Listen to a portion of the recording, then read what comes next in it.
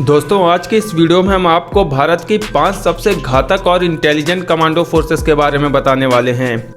इन commando forces के आगे दुश्मन चुटकियों में घुटने टेक देते हैं और ये सभी सुरक्षा बल भारत की आन बान और शान हैं। चलिए शुरू करते हैं आज का video. Number 5, Swat commandos. America के तर्ज पर बनी है ये भारत की स्वात कमांडोज की टीम। किसी भी हालात में निपटने में माहिर होती है। दिल्ली पुलिस के स्वात कमांडो मतलब सुरक्षा की पूरी गारंटी।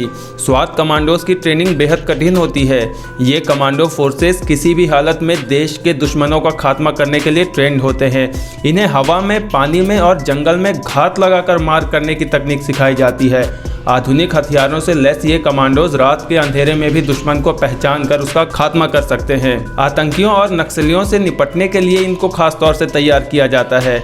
आपको बताते चलें कि 2008 में मुंबई हमले के बाद दिल्ली पुलिस के स्वात कमांडोज का गठन किया गया था। Number 4, SPG. एसपीजी को प्रधानमंत्री की सुरक्षा के लिए खास तौर पर तैयार किया गया है। हालांकि वो अपनी ट्रेडमार्क सफारी सूट में ही हमेशा दिखते हैं, लेकिन कुछ खास मौक़ों पर एसपीजी कमांडोज को बंदूक के साथ भी काली ड्रेस में देखा जा सकता है।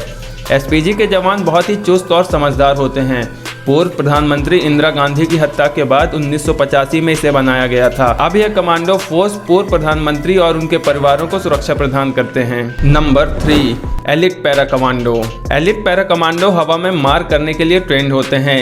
इन जवानों को 30 से 35,000 फीट की ऊंचाई से छलांग लगाने में महारत हासिल होती है। इंडियन आर्मी के एलिट पैरा कमांडोज ने इंडो म्यांमार बॉर्डर पर सर्जिकल मिशन को अंजाम दिया था। इन कमांडोज की यूनिट का निर्माण भारत और पाकिस्तान के बीच 1965 में हुई जंग के दौरान किया गया था। इंडियन आर्मी के ट्रेंड कमांडोज दुश्मनों को छलने के लिए विशेष ड्रेस का इस्तेमाल करते हैं। इन ड्रेसों को हल्का रंग रेगिस्तान में और गाढ़ा रंग हरियाली के बीच उन्हें छिपने में मदद करता है। कमांडो एक खास झिल्लीदार सूट भी पहनते हैं, जिसके कारण किसी भी वातावरण में उन्हें छिपने में इस्तेमाल किया जाता है। इन कमांडोज को इजरायली टेओर रसौल्ट राइफल दी जाती है, जो इन्हें एक अलग ही पहचान दिलाती है। Number 2, Marcos commandos.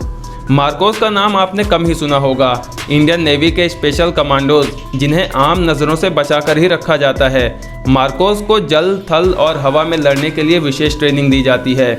समुद्री मिशन को अंजाम देने के लिए इन्हें महारत हासिल है। 20 साल उम्र वाले प्रति 10,000 सैनिकों में से एक का ही सिलेक्शन मार्कोस फोर्स के लिए होता है। इसके बाद ही इन्हें अमेरिकी और ब्रिटिश सील्स के साथ 2.5 साल की कड़ी ट्रेनिंग करनी होती है। स्पेशल ऑपरेशन के लिए इंडियन नेवी के इन कमांडोज को बुलाया जाता है। मार्कोस हाथ पैर बंधे होने के बाद भी तैरने में माहिर होते हैं। ये कमांडो हमेशा सार्वजनिक होने से बचते हैं। नौसेना के सीनियर ऑफिसरों की माने तो परिवार वालों को भी उनके कमांडो होने का पता नहीं होता है। 26/11 हमले में आतंकवादियों से निपटने में इनकी खास भूमिका रही थी। Number 1, NSG.